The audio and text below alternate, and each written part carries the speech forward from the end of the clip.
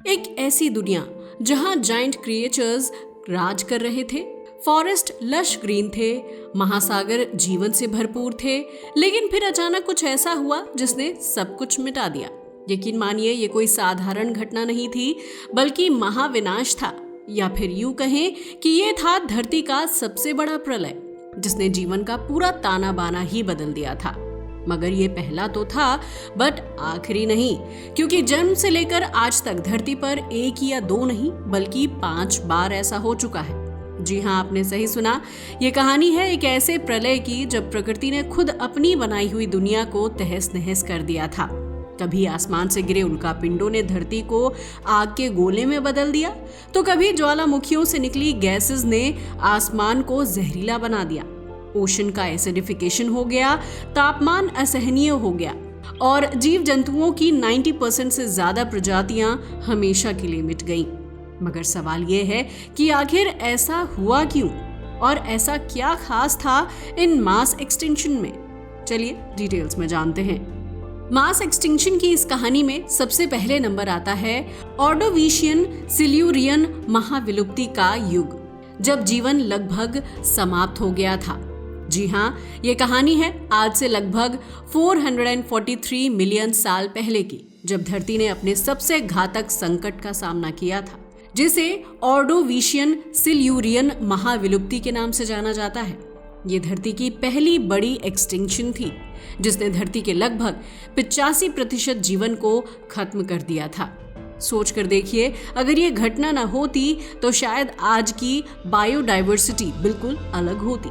शायद इंसान नहीं होते या फिर आसपास दिखाई देने वाले जीव नहीं होते।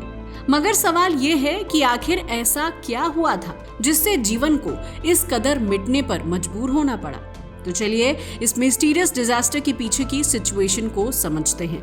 दरअसल ये ऑर्डोविशियन काल की बात है, जो 485 से 443 मिलियन साल पहले का माना जाता है।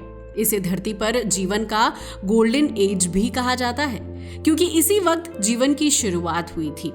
ये वो समय था जब समुद्र बायोडाइवर्सिटी से भरे पड़े थे। समुद्र में पेक्यूलियर क्रिएचर्स थे जो आज की तरह तो बिल्कुल नहीं थे। उस समय सभी कॉन्टिनेंट एक ही जगह जुड़े हुए थे, जिसे गोंडवाना कहा जाता था। मगर धीरे धीरे ये साउथ पोल की ओर खिसक रहा था। बट जैसे ही ये ध्रुव के करीब पहुंचा, वहां बर्फ जमने लगी और एक फियर्स डेथ की शुरुआत हो गई। दूसरा कारण ये था कि ओशंस एंड वॉल्केनोज ने एनवायरनमेंट से कार्बन डाइऑक्साइड कम कर दी, जिससे तापमान तेजी से गिरा और महासागरों का पानी ठंडा होने लगा। जैसे जैसे बर्फ विशाल परतों में बदलने लगी, समुद्र का वाटर लेवल 100 मीटर तक गिर गया।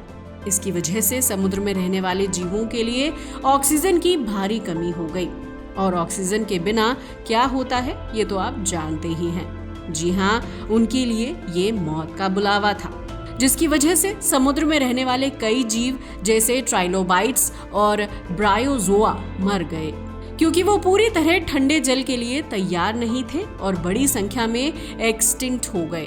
यहाँ तक कि मरीन भोजन श्रृंखला यानी फूड चेन पूरी तरह से खत्म हो गई।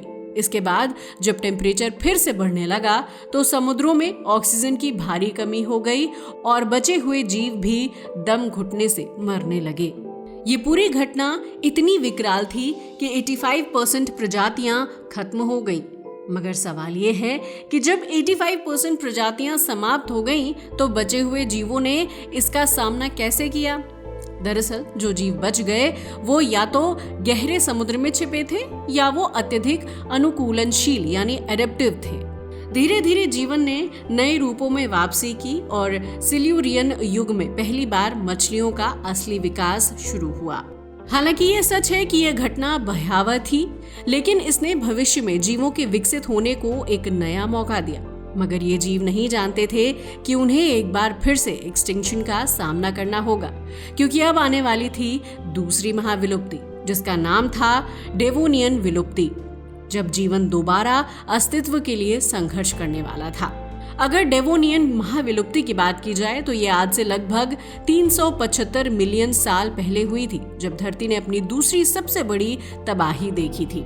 वैसे ऐसा नहीं था कि ये घटना एक दिन या एक साल में हो गई, बल्कि ये लगभग 20 से 25 मिलियन साल तक चलती रही।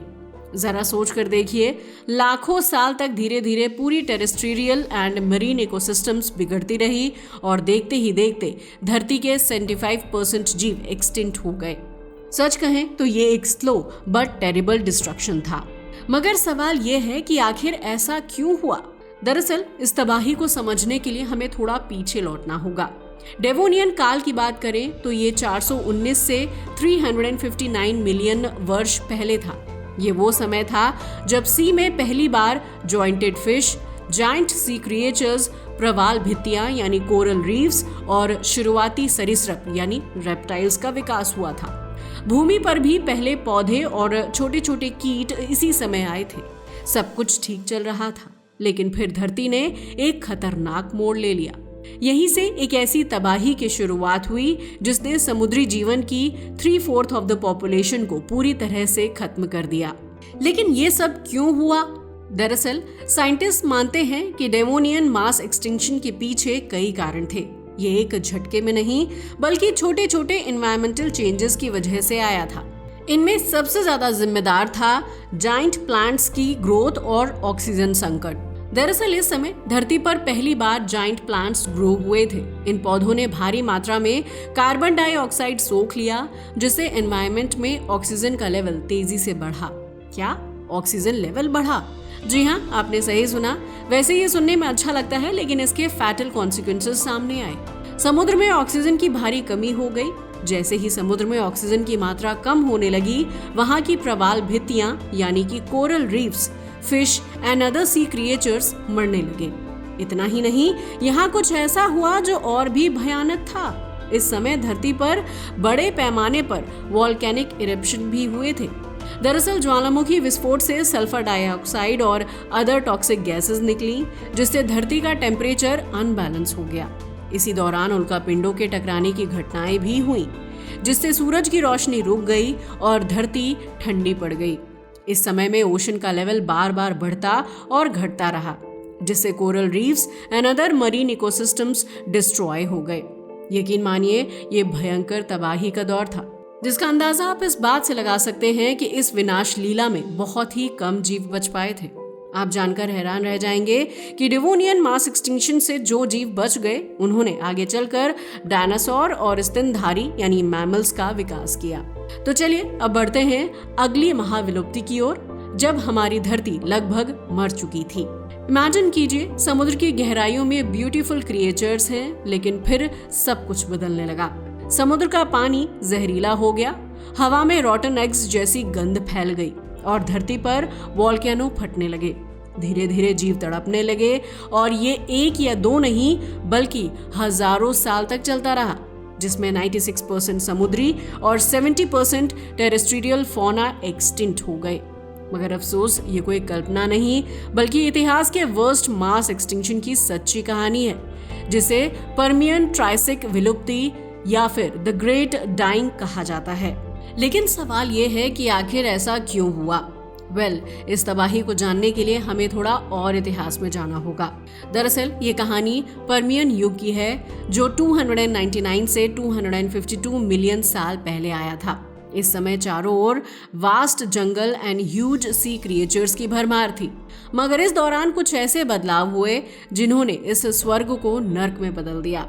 वैज्ञानिकों का मानना है कि पर्मियन युग की महाविनाश का कारण कोई एक घटना नहीं, बल्कि कई आपदाओं का एक टेरिबल मिक्स था, जिसमें सबसे ज्यादा जिम्मेदार था साइबेरियन ट्रैप्स। दरअसल 252 मिलियन साल पहले साइबेरिया में दुनिया के सबसे बड़े ज्वालामुखी विस्फोट हुए, जिन्हें साइबेरियन ट्रैप्स के नाम से जाना जाता है।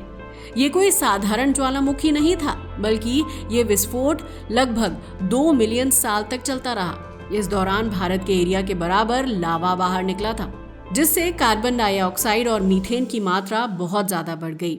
इसका परिणाम ये हुआ कि धरती का तापमान तेजी से बढ़ने लगा, समुद्र गर्म होने लगे और इतना ही नहीं, आप जानकर हैरान रह जाएंगे कि बारिश भी पानी की नहीं बल्कि एसिड की होती थी। क्या? जी हाँ, आपने सही सुना। इस दौर में रेन सामान्य न होकर एसिडिक होने लगी थी, जिससे जीवन के लिए ऑक्सीजन की कमी होने लगी। जैसे जैसे ज्वालामुखी की गैसों से धरती गर्म हुई, समुद्र का तापमान 10 डिग्री सेल्सियस तक बढ़ गया। गर्म पानी में ऑक्सीजन घुल नहीं पाई और समुद्री जीवों के लिए ये मौत का जाल बन गया। यही नहीं, समुद्र में रहने वाले माइक्रो ऑर्गेनिजम्स ने हाइड्रोजन सल्फाइड गैस छोड़नी शुरू कर दी, जो इतनी जहरीली थी कि उसने ज्यादातर जीवों का सफाया कर दिया। इसके बाद हुआ अंतिम प्रहार। दरअसल सालों से महासागरों में मीथेन गैस जमा हुई थी, लेकिन जब धरती गर्म हुई तो ये गैस अचानक महासागरों से निकलकर वातावरण में फैलने लगी, जिससे धरती का तापमान और भी तेजी से बढ़ गया। जल्द ही ये ग्रीन हाउस प्रभाव अपने चरम पर पहुंच गया था। ये तापमान परिवर्तन इतना ज्यादा तेज था कि ज्यादातर जीव इस बदलाव के अनुकूल नहीं हो पाए और उनका मास एक्सटिंक्शन हो गया। इस महाविनाश के दौरान मरीन एंड टेरेस्ट्रियल फाउना लगभग पूरी तरह से समाप्त हो गए। बड़े पेड़ पौधे सड़ने लगे और कार्बन डाइऑक्साइड का स्तर और ज्यादा बढ़ गया। इससे कुछ ही जीव बच पाए जो गहराई में रहते थे, जैसे क्रैब्स एंड कुछ फिशेस। मगर इस तबाही के बाद आगे चलकर डायनासोर्स का उदय हुआ, जो पर्मियन युग के बाद धरती के नए शासक बने।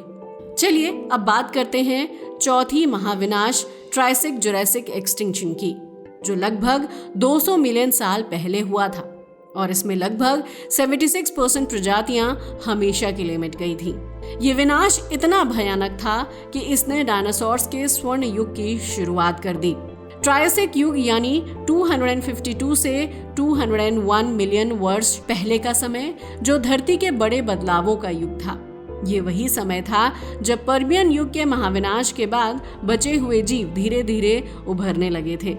समुद्रों में इक्थियोसॉर्स यानी समुद्री सरीसृपों का विकास हो रहा था और टेरेस्ट्रियल रीजन्स में मगरमच्छ जैसे रेप्टाइल्स का डोमिनेशन था। लेकिन इसी बीच डायनासोर्स का भी विकास शुरू हो चुका था। हालांकि उस समय डायनासोर छोटे और कमजोर थे, जो जंगलों और झाड़ियों में छिपकर रहते थे। मगर कोई नहीं जानता था कि यही जीव भविष्य में धरती के शासक बन जाएंगे। उसी समय सभी महाद्वीप पेंजिया नाम के एक ही विशाल भूभाग के रूप में जुड़े हुए थे। लेकिन जब धरती की टेक्टोनिक प्लेट्स हिलने लगी तो पेंजिया टूटने लगा, जिससे ज्वालामुखी गतिविधियां बहुत ज्यादा बढ़ गईं।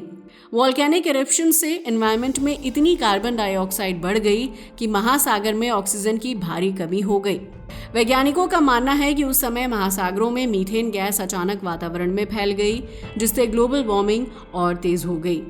इस ग्लोबल कैटास्ट्रोफ के कारण धरती पर मौजूद विशाल उभयचर यानी एम्फीबियंस और मरीन रेप्टाइल्स लगभग विलुप्त हो गए। मगर इससे डायनासोर बच गए, क्योंकि वो छोटे थे और जलवायु के अनुसार खुद को ढाल सकते थे।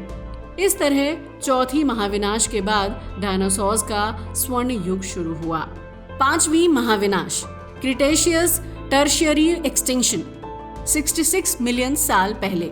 जी हाँ, इन सब के बाद फिर आया पृथ्वी का सबसे भयानक अंत, एक ऐसा अंत जिसने डायनासोर्स की 16 करोड़ वर्षों की सत्ता को समाप्त कर दिया था। क्रिटेशियस पैलियोजीन KPG विलुप्ति घटना यानी 66 मिलियन वर्ष पहले का वो दौर, जब अचानक से 10 से 15 किलोमीटर चौड़ा एक विशाल उल्कापिंड धरती से टकराया था। इसकी गति 70,000 किलोमीटर प्रति घंटा थी और ये आज के मेक्सिको के युकाटन पेनिनसुला में गिरा था, जहां आज भी चिकसुलभ क्रेटर है। आप जानकर हैरान रह जाएंगे कि इस टकराव से 100 करोड़ हाइड्रोजन बम जितनी ऊर्जा निकली थी। धरती पर 15 किलोमीटर ऊंची सुनामी उठी और जलते हुए पत्थरों की बारिश होने लगी। जंगलों में भयानक आग लग गई और हवा में सल्फर भर गया, जिससे सूरज की रोशनी धरती तक नहीं पहुंच पाई। इस कारण धरती कोल्ड एंड डार्क हो गई। जो डायनासोर्स इस टक्कर से बच भी गए थे, वो भूख और ठंड से मर गए। महासागरों में pH स्तर बढ़ गया, जिससे कोरल्स एंड सी क्रिएचर्स खत्म हो गए। इसी समय भारत में डेक्कन ट्रेप्स नाम का ज्वालामुखी विस्फोट हो रहा था, जो 30,000 साल तक जारी रहा। इस विस्फोट ने कार्बन डाइऑक्साइड और मीथेन गैस को और बढ़ा दिया, जिससे क्लाइमेट चेंज और डिस्ट्रक्टिव हो गया।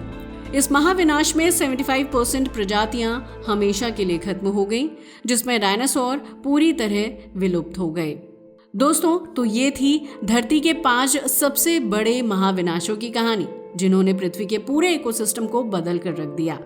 हर बार एक नई प्रजाति उभरी, लेकिन सबसे बड़े विनाश ने डायनासोर्स का अंत कर दिया और उसके बाद स्तनधारी जीवों का दौर शुरू हुआ। आज वैज्ञानिकों का मानना है कि हम 6th ग्रेट एक्सटिंक्शन की ओर बढ़ रहे हैं, जो climate change and human activities के कारण हो सकती है। लेकिन हर विनाश के बाद जीवन ने फिर से खुद को नए रूप में गढ़ा, नई प्रजातियां उभरी और पृथ्वी ने खुद को फिर से संतुलित किया। मगर अब सवाल यह है कि क्या हम अब 6th ग्रेट डिस्ट्रक्शन की ओर बढ़ रहे हैं, और अगर हाँ, तो क्या इस बार पृथ्वी खुद को बचा पाएगी? वैसे आपका इसके बारे में क्या ख्याल है? अपनी राय को हमें कमेंट करके बताना ना भूलिएगा। आज के लिए बस इतना ही। वीडियो अच्छा लगा हो तो इसे लाइक और शेयर करें और हमारे चैनल को सब्सक्राइब करें। जय हिंद दोस्तों।